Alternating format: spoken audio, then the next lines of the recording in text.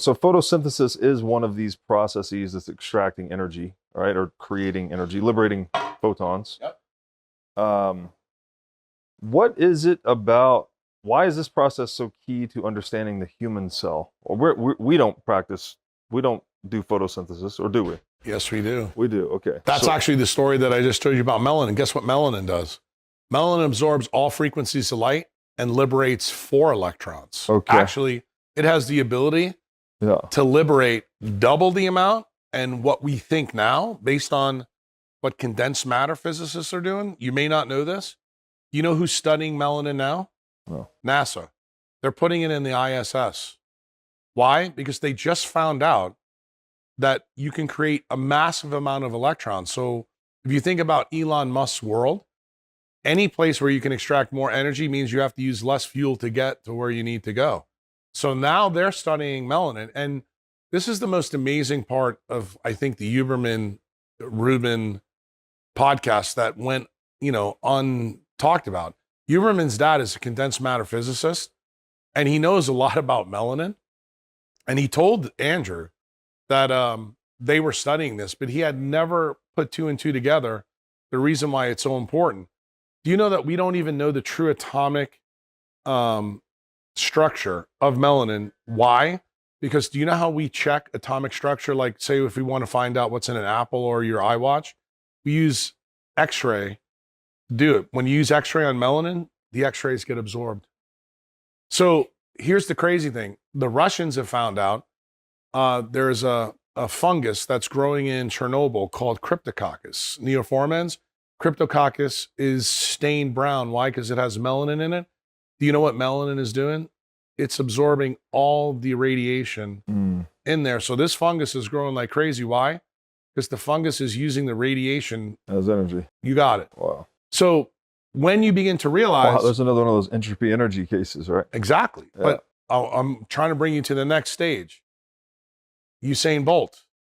Usain Bolt famously told Costas, after he won his 5 gold medals, Costas asked him in NBC, how did you train for this? And he famously said on live TV, I ran on a volcano in my underwear and I ate chicken McNuggets. And people couldn't believe he said that because, the dominant belief is exercise and diet is the way to optimal performance and optimal life and longevity.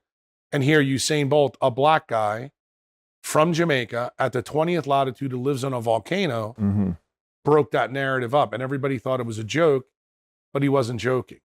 So what's he getting from the volcano? A ton of liberated electrons. Magnetic flux. Wow. What do you know? Remember when we talked about the term you asked me before? You said electromagnetism. Is this the... So there's an electric field and a magnetic field that run orthogonal. What does that mean? 90 degrees to each other. Who described that in the 1860s? Maxwell. Those are Maxwell's laws for electromagnetism. In physics textbooks, when you open them up, these are considered history books of science. Yeah. What do I need to teach you about this? There's a thing coming.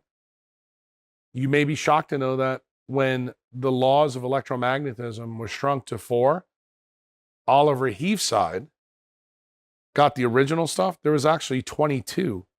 And now in physics books, we've shrunk them to 4. So guess what I'm going to tell you? The forces? No, this is the laws, the mathematical equations that describe light. Maxwell's equations. They've shrunk them to 4. Yeah. I'm going to tell you, shrinking them to 4 was like using ChatGPT to read a book. In other words, we left some fat on the bone. So I always tell people, you might want to go back and take a look at Oliver Heathside work about how he parsed out electromagnetism, because I think we're missing things in physics because of this. I think some of the big mistakes that we made in physics the last 120 years is tied to this. And the point that I like to bring out to physicists that they don't like is there's a consequence in Maxwell's original equations of 22. The shrink got rid of the idea of a magnetic monopole, which is tied to this story about magnetism.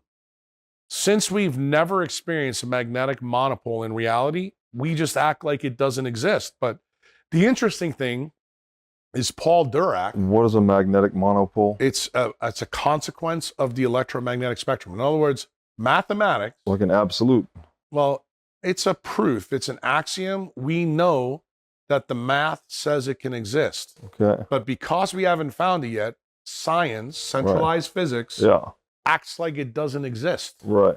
And it turns out, why is a magnetic monopole really important? Well, Tesla used this idea that if a monopole exists, you can form unlimited energy from a source. This was his idea that was buried. Yeah, zero source energy. Correct. And it was also what he morphed out in his mind with Wardenclyffe in Long Island.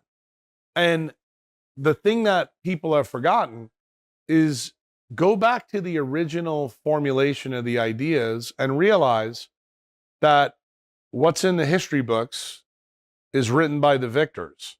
The physicists will have you believe that we only need 4 equations to describe this. I'm going to tell you that your children or your grandchildren are going to find out that those other equations that we shrunk are probably going to be important somewhere down the road. And what are the names of those equations again? Maxwell's equations for electromagnetism. No, but the 22. The 22 is Oliver Heathside is the guy. Oliver Heathside. That really talked about him and thought that it was the biggest mistake ever that physics got rid of all of them. And the last physicist that really talked about this publicly was Paul Dirac.